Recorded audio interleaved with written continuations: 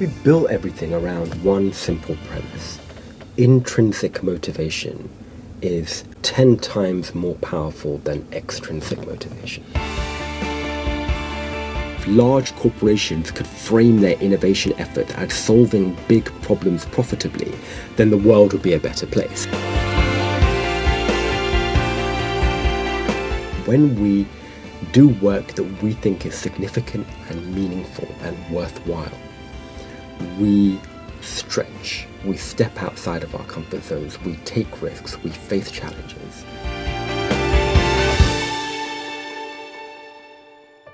Hello, Milan. Hi, Beth. It's good to see you again. No, likewise. Good to see you. I am really pleased that you're here with me today because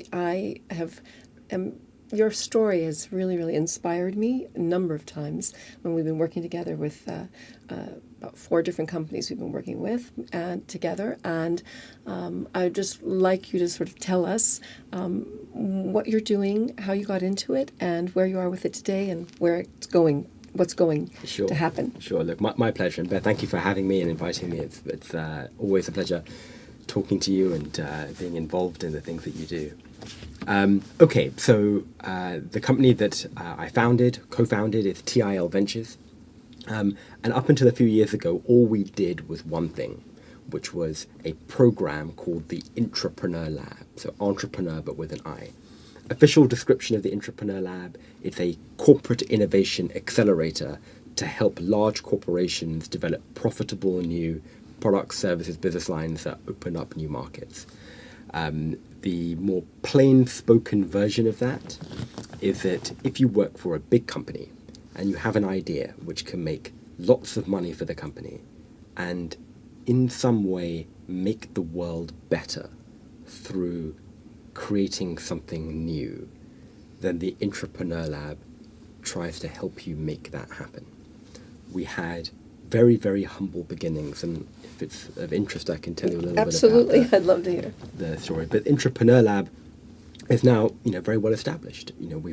We are used by 20 of the Fortune 100, most strategically by companies like Barclays, Disney, BMW. We have run 12 cohorts of the lab all over the world in partnership with business schools in the US, Cornell, University of Michigan, in Asia, INSEAD in Singapore, in Mumbai, in the UK, in collaboration with Cyber Business School, Oxford. We have incubated over 100 corporate ventures or intrapreneurial ventures, many of which have been spectacular failures, but a handful of them have done quite well. 16 of them have been invested in by their own corporations. 5 are currently in market, generating well over 100 million of revenue for their corporations, which is the wonderful thing about innovating through a large corporation. You go big or you go home. I'm told that the Intrapreneur Lab is relatively unique.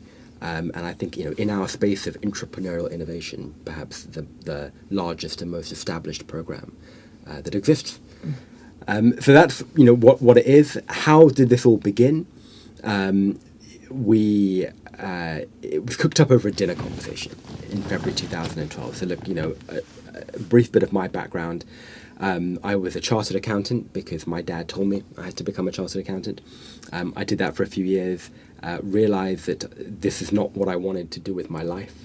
I think I was about 25 or 26. Went traveling to India, as many people do, to kind of sort of reflect and say, what do I want to do with my life? And I came back, and all I really came back with was a sense of, I want to help people fulfill their potential. And that's always been a really important part of my life. And so I had the opportunity to join a very small corporate training company. When I say small, it was one person who said to me, why don't you join me? I'll give you a bit of equity, but no salary, and go find your own clients. So I did that, and it was phenomenal because I worked with him for a couple of years and helped him grow that into a much larger company. And I really felt that I learned more in 2.5 years being an entrepreneur than I did in 10 years working in a corporate environment.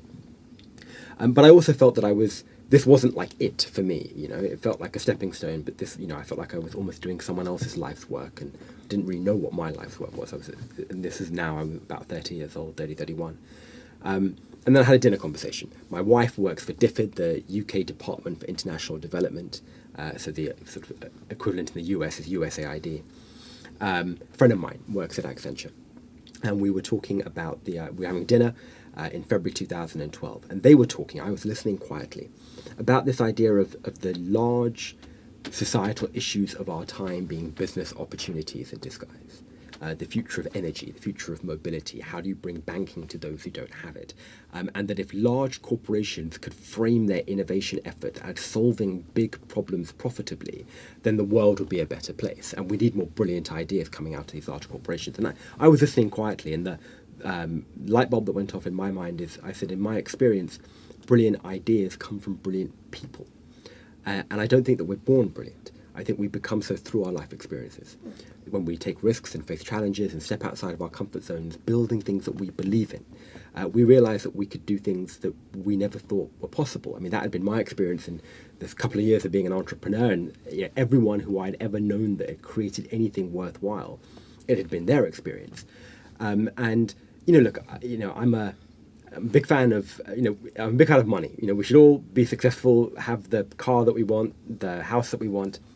But what I had seen working with people, and I've seen it in myself, is that when we do work that we think is significant and meaningful and worthwhile, we stretch, we step outside of our comfort zones, we take risks, we face challenges, and we don't just do significant, meaningful work.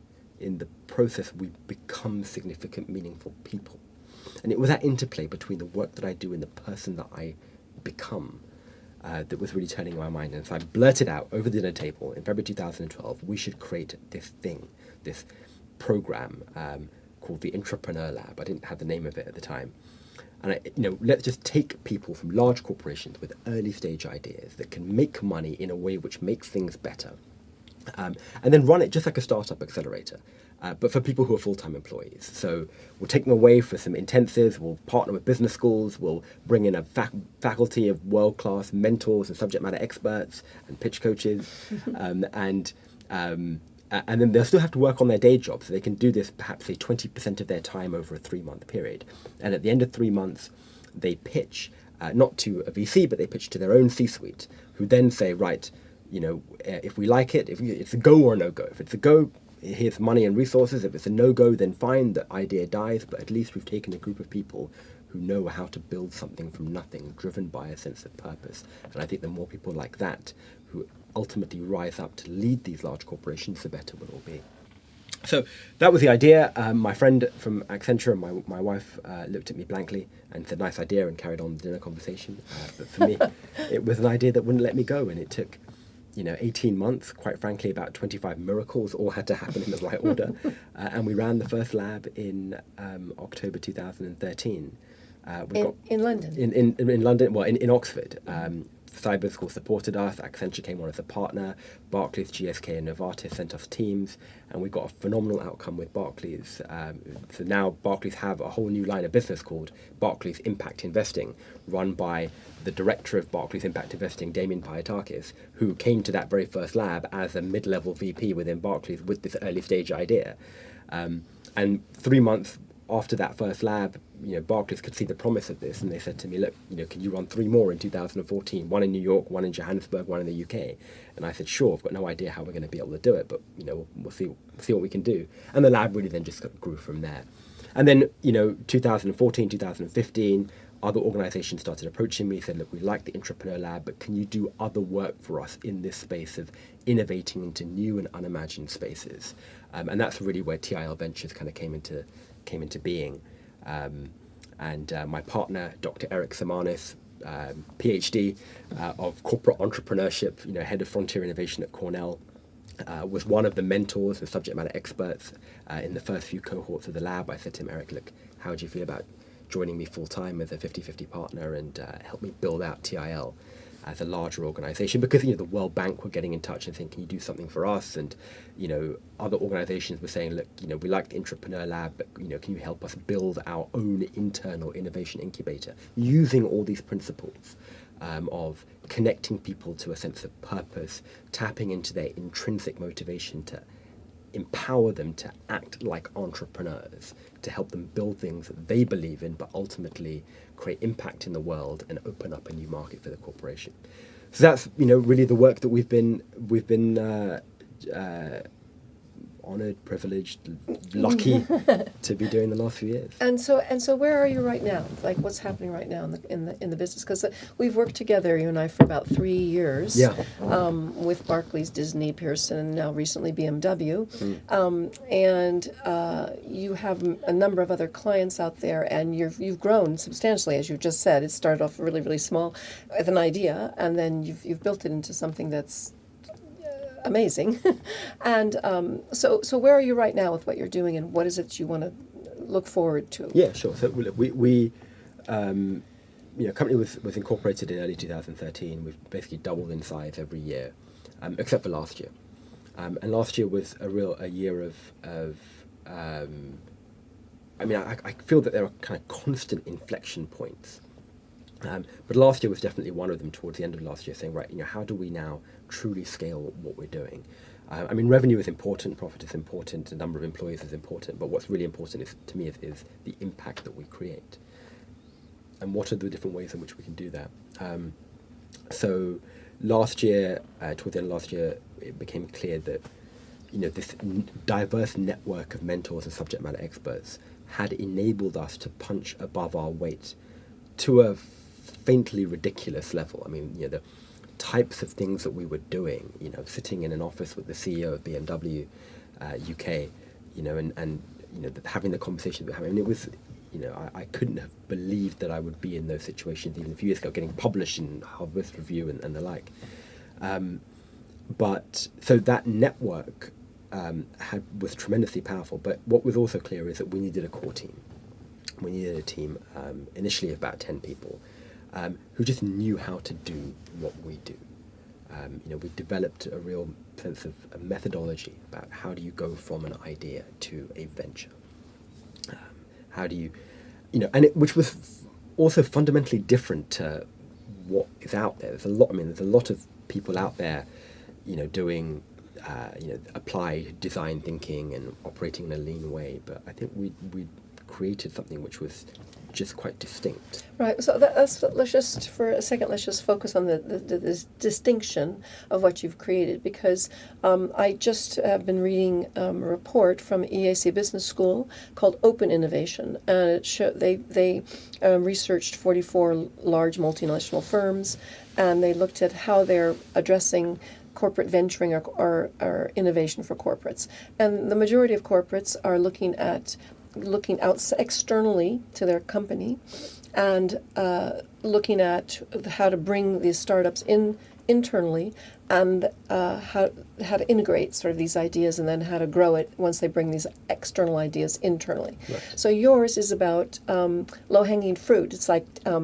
tapping into the internal creativity, awareness, knowledge, and ability to navigate the internal political situation and governance, which is a huge issue for other external open innovation ideas of bringing external in. It's like there's a big clash between entrepreneurs and what's happening in a big corporation. Absolutely. And the ability to communicate with each other and accept and understand how to navigate internally.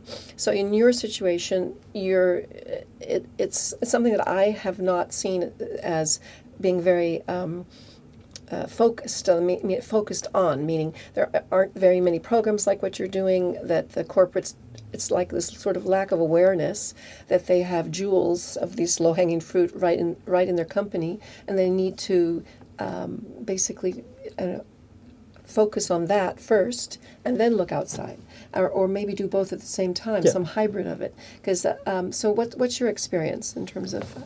Okay, so just that point that you made about I don't see these two approaches to innovation as being mutually exclusive.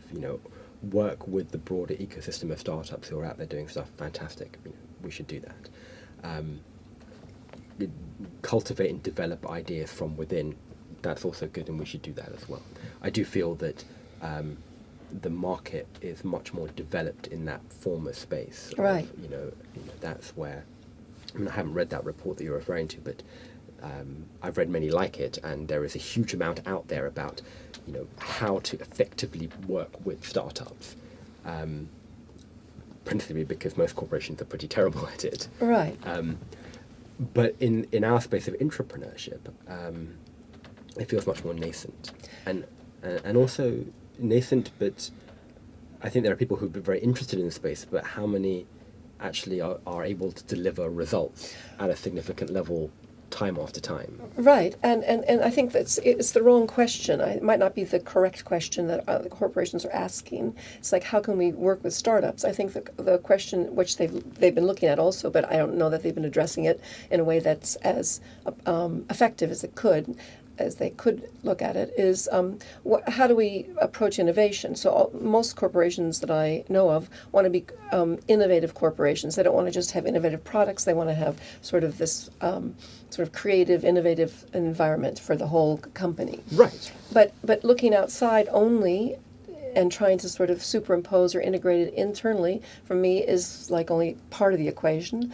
And the question is, how do you become an innovative company by, and what you do is you identify and foster creativity and purpose-driven people internally.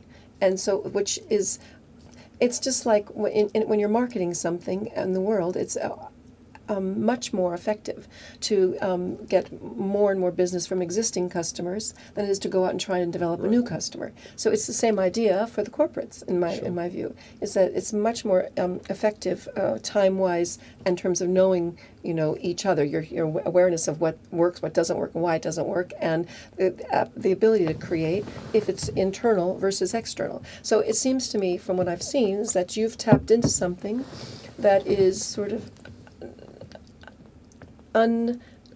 unknown or not appreciated. I don't know. It's beginning to with the companies you've been dealing with, but I haven't seen this happening very much otherwise.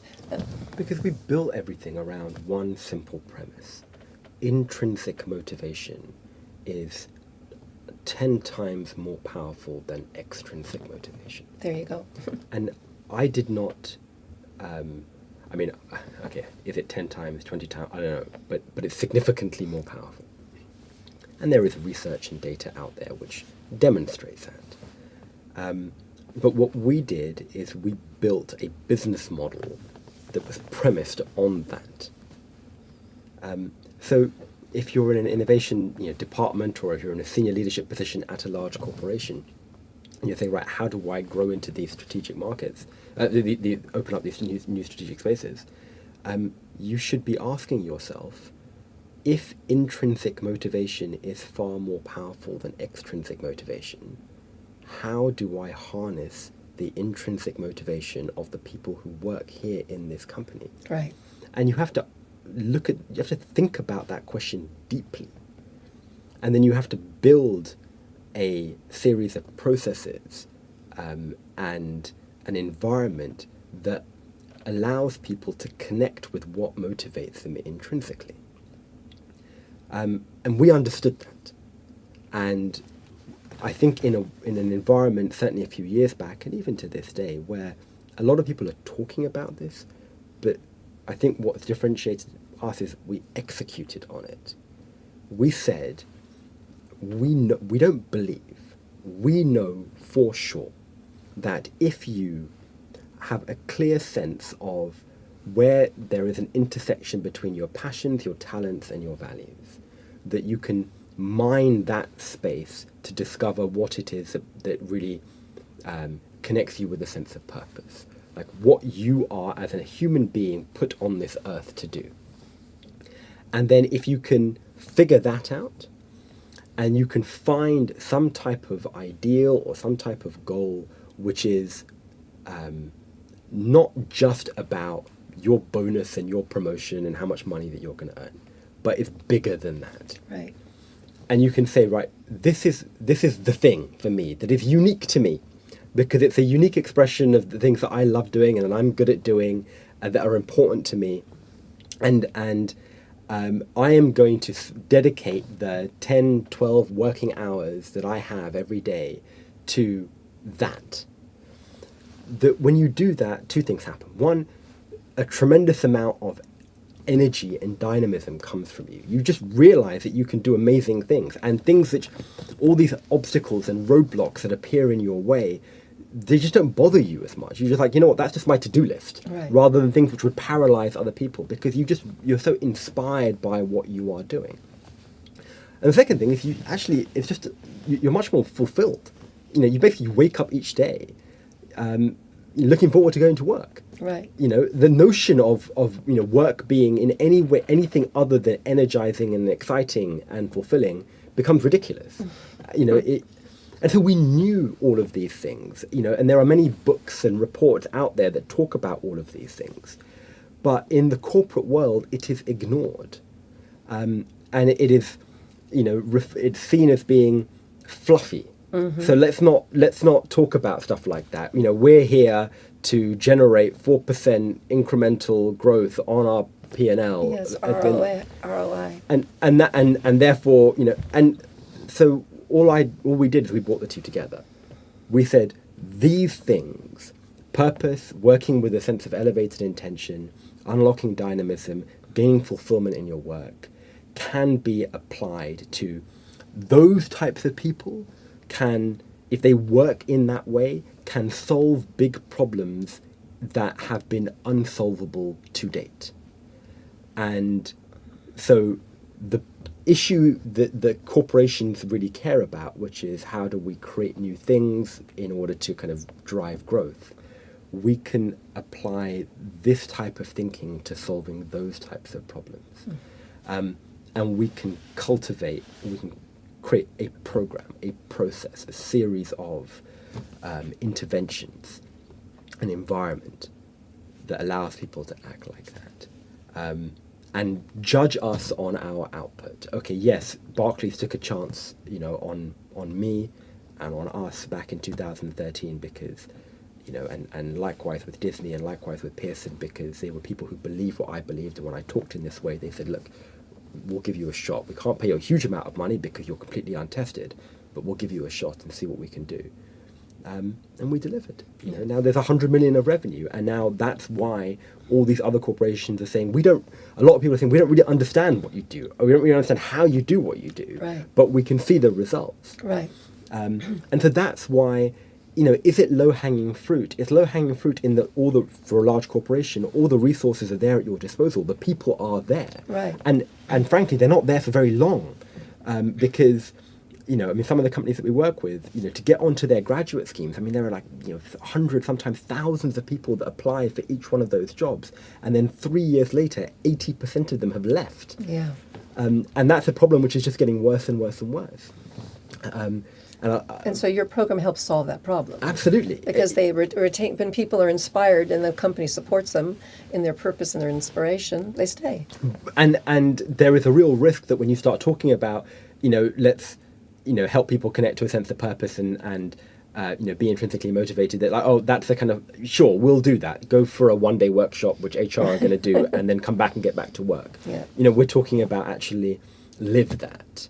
And that's what we've been able to do. Right. And that's really why the work that we're doing is successful. And that's part of, just what you just described is so well aligned with what my purpose is and what I do with my pitch coaching, because my whole purpose is to help as many people as possible. Sure. To help as many people as possible, do as much good as possible for as many people as possible quickly. And so when I met you,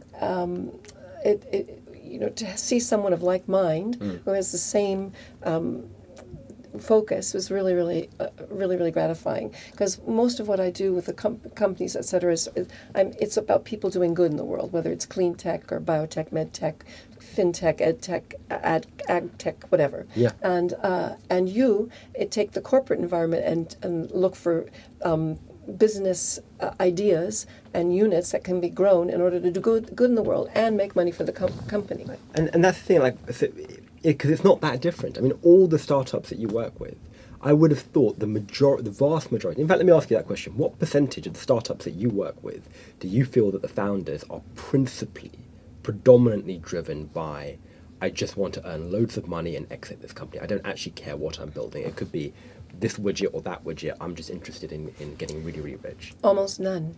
Right. Okay. I mean, maybe 5%. Right. Maybe, but exactly. And how many of them do you think feel that? Yes, I don't want to be poor. I want to be successful and have material success, but I want to do that because there is this particular product, this technology, which I feel can make things better in some way. It matters. It can make a difference. Right. What percentage of the founders that you work with are like Well, that? 95%. Right. The 5% is definitely 95%. But and the thing is that some of them, like when I work with university researchers and scientists, many of them, this is their life's work, and it really matters, and they want to develop it and then bring it out to the market also and commercialize it. But then other entrepreneurs who might not come from their life's work, they develop the product and the idea, and then they want to have that sort of fly in the world, take off and scale, and then they want to go on to the next one. Sure. But it isn't about just focusing on the money.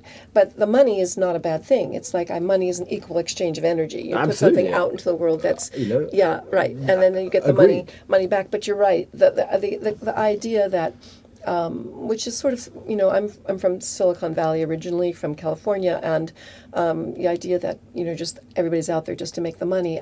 Here in Europe, where I've been living the last 6.5 years and working all over Europe,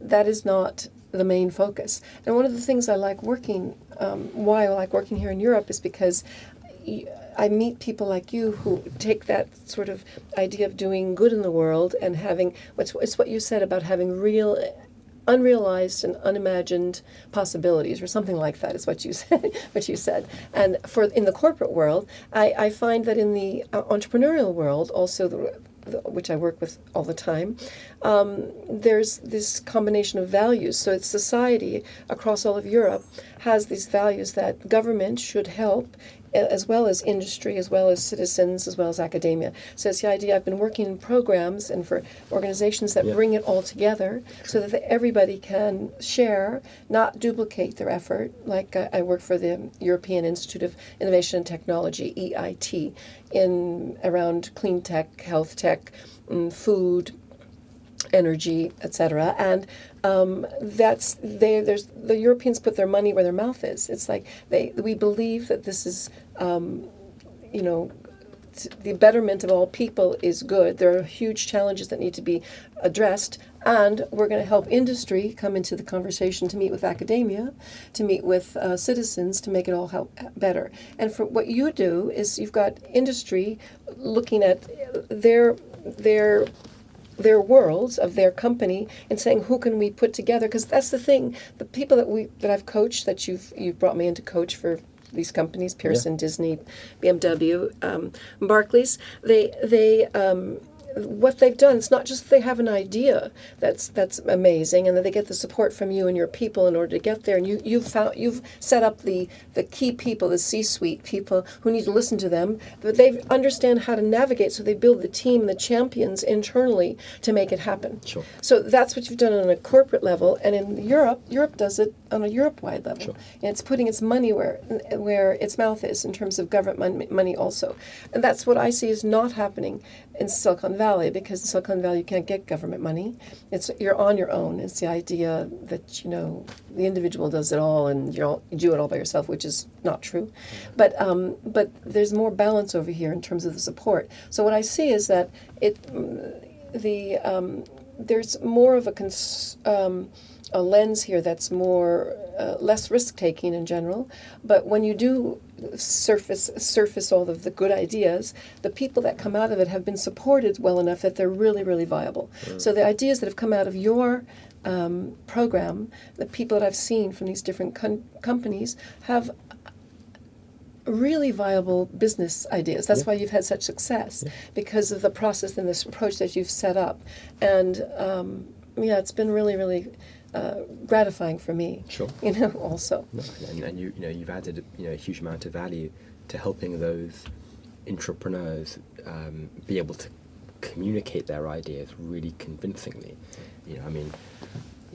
Venture capitalists with short attention spans are not massively different to CFOs with short attention spans. You have to be able to capture their imagination by telling the story of what you of what you want to build. Yeah.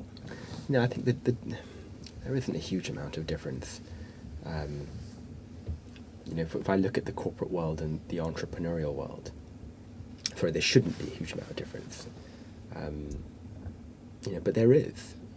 When you say 95, 98% of the founders that you work with are intrinsically motivated and driven by a sense of purpose and clarity, how many corporate leaders could say the same thing? Certainly not 95%. No. Corporate leaders and managers underneath them. Absolutely. And so it's the thing that what you're doing, which I find is really inspiring, is that you're taking addressing people who are sort of might otherwise be buried in the organization, and would be the 80% leaving, and right. you give them an opportunity to find their voice, and then to connect to the people that can actually listen to them, hear them, and make a difference. Yeah, but also the two things. Also deploy the phenomenal wealth of resources that sit within their corporation. As an entrepreneur, you are scrappy not because it's cool. You're scrappy because you've got no choice. You have to be resourceful and do more with less. In a corporation, you've got so much resource at your disposal. The knowledge, the people, the money that is there available to you is significant. That's number one. And number two is, you said, we're able to connect people in the middle to those who are at the top and get them to have their voices heard. Often I found that those at the top are actually very supportive, but they've got no mode of execution. They're like, they're not the ones who are actually going to do. They don't have the time or the ability to do that. That's not the role of someone sitting at the C-suite. Their role is to, empower others to do. And so it's less about connecting the mid-level people with the senior people, and the senior people then say, okay, now you have my permission to go do this. I mean, there is an element of that. But it's actually about helping the senior people, giving the senior people some way to empower in a very tangible way these mid-level people to say, right, you've got an idea, go make it happen. Right. In a way which is not going to bankrupt the company or going to cause significant harm to the corporation. Right. In a protected, in a stage-gated way. Right. In a way that we will teach you how to do this. Right. And help connect you with why you're doing it. Make you into a team of entrepreneurs, a venture team, who will go out and do. And a lot of that is very similar to what startups do, but a lot of it is different. It's unique to the corporate environment, navigating that kind of corporate industry. Absolutely. Being able to, there is a skill to that.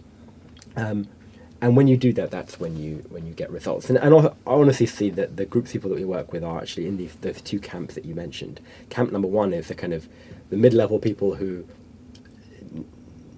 never realized that they could do this, and when it's opened up to them, almost as saying, like, I can never go back to my old way of working. Right. Like, this is all I want to do, and it skyrockets their career. And the second group of people are that younger group who would otherwise quit, and who are often immensely talented, and capable of doing great things, and in their droves now are leaving these large corporations in a way that they didn't when I started working 15, 16 years ago. Like, you didn't leave after, a year after your graduate placement and say, I want to join a startup. Right. You stayed. Right. But that's even not happening anymore. Well, even 6.5 years ago, when I first moved to Europe, I moved to the Netherlands first for 4 years, and now I'm in Spain.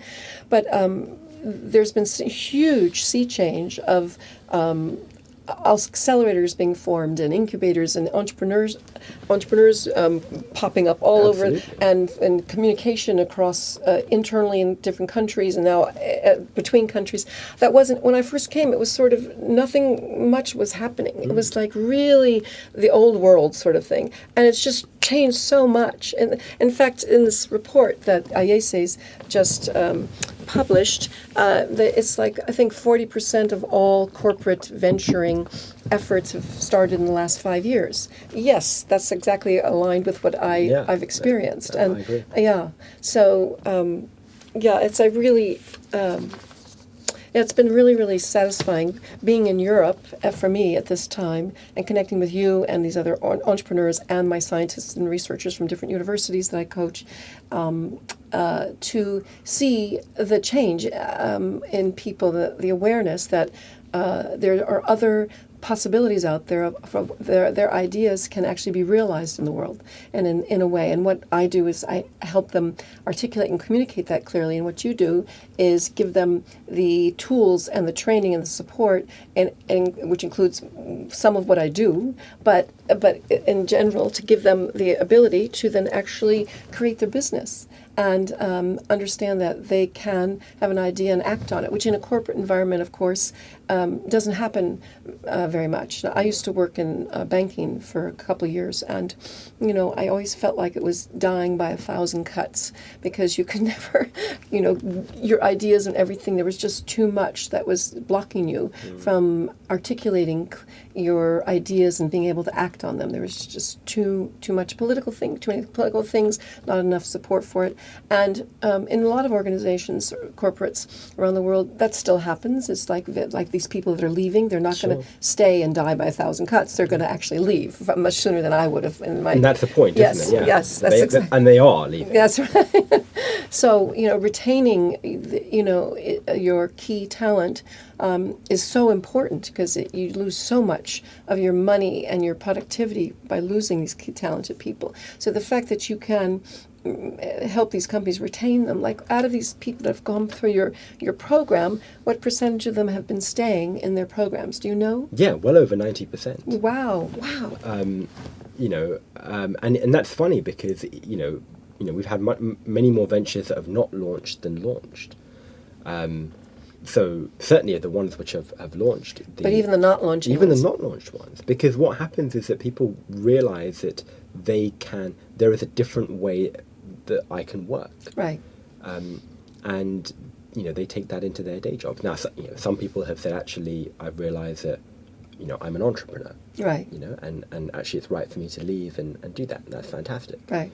Others have realized that, that this way of working where, I have an idea and I feel that I can, I know how to be resourceful enough to be able to pull what I need without asking anyone's permission necessarily, and get it to a place where the idea is well developed enough to win support, and then and just know how to play that, navigate the corporate immune system. Right.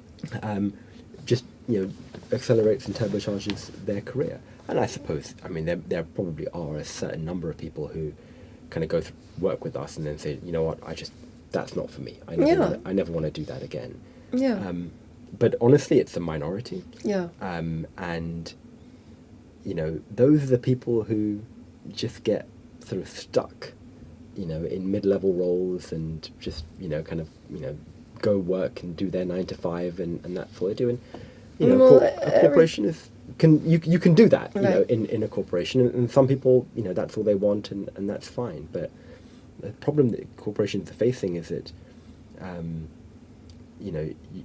you can only have so many of those people that the rest of the corporation are going to carry. And if the people who previously, 10, 15 years ago, when we were certainly when I was working in a large corporation, there was many more people there who were operating at a much kind of higher level. If those people now are saying, I'm going to leave, this company is not a place where I can do work which fulfills me, and crucially, I look around and I see all my friends and they are leaving. That was a difference, right? None of our friends left. No. All of our parents told us, you stay. Mm-hmm. And so we were like, okay, there's no alternative. Right. Whereas everyone is now saying there's an alternative. Right. And they tweet each other. That's right. And so... Instagram. Right. So that's why I think there is this kind of change coming. I think we're very much just scratching the surface. You Right. know, handful of people in Barclays, in Disney. So how just do you doing scale? So that's like, like how do you scale what you're doing? Because I think that the corporates could really, really use much more of what you're doing. For instance, Barclays has used you, and we've worked together repeatedly with Barclays and Pearson, with different groups, different cohorts through the years. But how do you scale? See, it depends how you define scale. And one of the things that we've done now that we've got this larger team, we've set our very clear kind of, mission of, we build ventures, companies, and people that create unimagined impact. And we've got our clear set of values that anyone who works with us, either as part of our core team in our network, has got to share these values. And one of those values is that we have to practice what we preach. So if we're going to teach other people to be entrepreneurial, we have to be an entrepreneurial place to work. And what that means is that people who come and work in our core team, you have to be real clear as to what that mission is. You've got to live these values, and then you've got an enormous amount of freedom to make it happen. And so they are coming to me with really creative ideas that I hadn't thought of that drive that mission forward. So, I mean, some of the things that we're about to launch, so I maybe can't talk about in so much detail, but working with startups who are pre-seed, so people who've got corporate jobs and don't yet feel confident enough to leave their corporate job and start up their company. Can we work with people like that and actually then invest in them at seed level to then give them that confidence to transition out of their corporate and into their own company? That was an idea that one of our guys came up with. And would that company be attached to the corporate, like a spin-off, an external thing, or just totally separate, or you don't know? It could be either. It Right. could be either. Right. So why I said that is that scale to me is not just doing more of what we're doing right Okay. now. All right. There is an element of doing more than what we're doing right now. I mean, I feel even with the corporations that we've worked with, we're just scratching the surface. I mean, BMW UK is a good example, where, I feel that, in the UK it's a kind of small enough I mean, it's still a large corporation, but it's not 100,000 people the way that Barclays is. And we've got buy-in right from senior leadership that actually, give us a couple of years and we've got a real opportunity to change or influence the culture in that organization. Others, like, with Barclays, where you've got, 130,000 people, we're just scratching the surface. So there's much more that can be done within the corporations that we're working with. Yes, we're working with, in some way, shape or form, 20 of the Fortune 100, probably in a really deep strategic way, 5 or 6. That still means that at least another 80 corporations that we can just even do the work that we're doing right now, which is in that innovation space. And then lastly, and again, I suppose this links back to this idea of ideas that come from our team. It's amazing to see people kind of now working for us and with us, who understand that mission, live these values, just coming up with these fantastic ideas. So one of my team, who recently we hired, came from one of these large corporations, and he just said, 10 of my friends, he said, in my corporation, which employs hundreds of thousands of people, I've come across 20 or 30 people that I would call A-game players, people who are just like phenomenal. And he's in his mid-20s, so he's talking about his kind of peer group, people who are just phenomenal, just, operate at a different level. A lot of them want to come work at TIL. But they're not sure. Like, I made the jump, but they're not sure, and they're kind of being promised that they're going to shoot up their careers in that corporation, and they will as well. So he said, why don't we create this thing called we'll call it the Intrapreneur Collective, where we'll tell all these people they can work for us 10 hours a week. And maybe we'll pay them, maybe we won't. And they'll get to go to do, field research in India with a team that's trying to develop a new education offering, or they'll get to come out to Hong Kong with us when we're running an Intrapreneur Lab, but actually what they'll do is they'll have the opportunity to work for 10 hours a week with a group of people in a place where they can discover what their purpose is and what their intrinsic motivation is. And we've got them, and this is really just coming up in the last few weeks, we've got 10 people who are saying, we're clamoring, saying we'd love to kind of do this. Now, if we've got, and that's just through one person's kind of personal network. Now, if we assume that for those 10 people out of 100,000, maybe there's 1,000 people like that, right, in a large corporation. Or more, right. I mean, let's just say there's 1,000. Yeah. And then there's 100 in the Fortune 100. That's 100,000 people. Right. Now, can you imagine having a team or a company which had 100,000 A-game players working for you? Like, what could we do? That's amazing. What impact could you create? And there's this wonderful kind of like disruption here where you're going to these corporations who are saying we want to drive innovation, and then we say, right, the people who are going to help you drive innovation, it's these people over here who work in these other corporations who don't even work for us. Right. But now there's got to be something in that. There's got to be something where we are able to by connecting people to a sense of purpose and intrinsic motivation, get people who work at company A to help drive the innovation efforts for company B in a way which is not costing anyone any money. Right. That's right. So there's there is something inherent in the way that people think about what motivates people, what motivates employees, and how firms and large corporations should be structured, which I think needs to be rethought at a fundamental level. Now, we do not have all the answers, but I certainly feel that we're at the kind of leading edge where we're experimenting with these different models and these different ways, and all we say is judge us by our results. Right. Yeah, it's not what we're doing, it's what we're creating and the impact that we're having. Right. Judge us based on that. Right. So your question was, how do we scale? More of what we're doing right now, more people like this who come up with creative ideas that drive our mission and live in accordance with our values. And my sense is that, when we have this conversation again in 5 years' time, like we see how much change has happened in the last 5 or 6.5 years. Right. In the next 5 or 6.5 years, what's going to happen? It could be exponential, right? I think so. Yeah. That's just wonderful, Milan. Thank you so much. I really... we as I said, we've known each other for about 3 years, and I've had opportunities to talk to you, but having the opportunity to hear, I knew the beginning part, and where you are right now, I knew a little bit, but you've expanded dramatically. I mean, it's grown and scaled, and then just what you said about these ideas for scaling, I think that sounds amazing. It's like it's a new paradigm of how to run businesses and corporations just in a way that actually I feel needs to happen given all the changes that are happening in the world.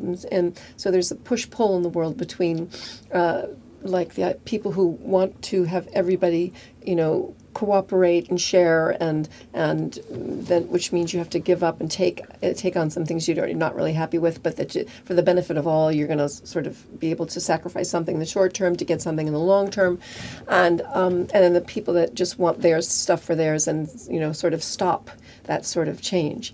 And what you're talking about is about change. It's a huge change, but it's actually a desire or a need that's been untapped, and you're beginning to tap into it in a way that could actually just mushroom and expand and blossom to an extent that it sounds really, really exciting. And it sounds amazing, because the fact is, the people it's actually people under 35 I've seen, if we want to put an age on it, that have a different experience, because I've coached over 2,000 teams in the last 6.5 years since I've been here in Europe alone, and all these different teams, people under 35 have a different set of expectations and desires the thought that they can actually achieve something differently than people over 35. It's what you said about the old world versus the new world. You know, maybe 35 is not quite the age, but I found that people under 35 are the people that you're talking about, basically. That. But can I ask, Beth? You know, do you, when you're coaching these founders of startups, do you see many people who are kind of under the age of 25? That age group as well? I see. Yes, I see. And do you see so do you see it like a binary difference, like people kind of, you know, mid-30s plus certain type of mindset, below that a different type of mindset? Or actually do you see like the younger that you go, so you go sort of, you know, below 25, that the mindset is even more different? Yeah, actually that's true. I mean, below 25 is even more different, I'd say, because you know, people in their teens, you know, start businesses. I mean, you know, it's amazing. I mean, because the man that I've hired to do this whole program with me started his business at 14. He's 22 now, and he has a going business with huge corporate clients and everything. And it's just. It's been, his name is Toby Stewart, and it's Crocodile Films, and it's just like, it's amazing. And the man that how I found Toby was through another client who's just, I was just talking to him, Jonathan Risley, and he's 22, and he's got his company, and he's got his team. They started it as undergraduates, and he's got a new way of making water out of thin air. Yeah. And it's, yes, yes, actually, yes. And that's why I think, you know, why I think the next 5 years will be different to the last 5 years. Yes. You know, because, you know, like Jonathan, who's 22, like he's going to be 27 in 5 years' time. What's he going to be doing? Yeah. And the people who are coming underneath him are seeing the success that's being had, and as a result are, you know, have different expectations. Some of which I think are realistic, some which are unrealistic. But they're changing, they're pushing the boundaries of expectation. Right. And I think that, you know, for, you know, if you're a large corporation, that's an opportunity. You know, it's not a threat. It's not a sense of, oh, these young people have got unrealistic expectations and they need to kind of get back in their box and do as they're told. I mean, you can do that, but you miss out on a tremendous opportunity. Well, I think it's that sense of urgency that people have, these young people have, is necessary. I mean, we're coming into a crisis. I mean, there's a lot of things that are better in the world, but there's many things that need to be addressed. Sure. And they're the ones that are going to have to deal with all of the problems that we've created. And as older adults, and they're younger adults, and they're just coming in and facing all of this. And so they have an internal sense of urgency that we may or may not have had at the same age. I think that, you know, those young people who are clear. I always envy people who are so clear, at a young age, about who they were and what they wanted to do in the world. But usually the clarity was, in my generation, was about being a doctor or a lawyer, or if you wanted to be an accountant or something like that, or banker. But nowadays they have clarity, and there's this huge world of opportunity that they can just create and develop themselves, and there's like very few limits on it. Absolutely. And that is amazing, because for those people who are have that clarity, they can produce and have an impact much younger, much more fully and wholly than we were able to at the same age. And you know, and that's the inherent tension that a large corporation needs to grapple with, because a large corporation is bureaucracy, not, you know, because for any other reason than it has to be. You know, whenever you're operating at scale, you know, BMW, you know, making, I mean, the UK sells 200,000 cars a year. You know, globally, I don't know, is it 2 million cars? I mean, you know, to make 2 million cars a year to an exact standard, you know, in a almost flawless way, you know, requires a tremendous, you know, bureaucratic machine with rigorous processes that everyone has to follow. Otherwise, you just simply cannot operate at scale. I mean, God, even we're finding just from going from like, you know, a handful of us to now sort of 10, 15 of us, all the processes that now have to be put in place just to get to that. Well, what if you get to 10,000 now? So you know, those bureaucracies are there for a reason. But we also know that bureaucracy, you know, the necessary byproduct of that is stifling creativity and innovation. So, and when you're in a world where people are, that you're younger, motivated, highly talented workforce are demanding creativity and innovation, and creativity and innovation is a strategic imperative, and you as a corporation want it. But on the other hand, you've got this set of corporate processes and this bureaucracy that you have to have. How do you manage that tension? And how do you create spaces within that bureaucracy to allow this creativity and innovation to be able to be fostered? There are no easy answers there. But I think what I'm heartened by is that there are more and more people thinking deeply about how to be able to answer those questions. Right. And experimenting. The Intrapreneur Lab was an experiment to see, can it work? The only thing that I would say is that if you experiment based on old existing paradigms, which is in a corporation we're all motivated extrinsically, and fluffy talk about purpose and intrinsic motivation is not to be tolerated here, do that on your own time, then you are trying to drive a new way of working using an old paradigm of thinking. And that will fail. Right. And I actually think a lot of the innovation efforts where a lot of money and energy has been put into it, which have failed because they're still bound by those old paradigms of thinking about what really drives people and what motivates people. Right. But if you're prepared to embrace those new paradigms and think deeply about them, and then think, right, how do we now build a process, a method, a space, a way of organizing our company that's based on these new paradigms of purpose, of intrinsic motivation, then that's really where the exciting space kind of is. And the people who are 35, 36, it's not going to be long,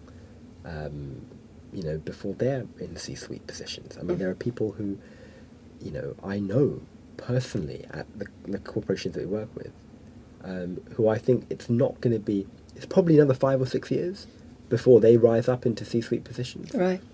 Or at least kind of, maybe not global C-suite, but certainly senior management positions. Right. Decision-making influence, decision-making. It could even be global C-suite.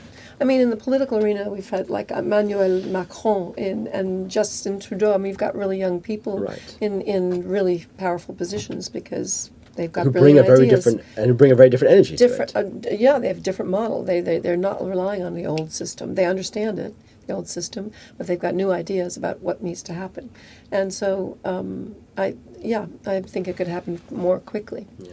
So, well, thank you so much, Milan. Oh, look, it's my pleasure. Thank you for having me.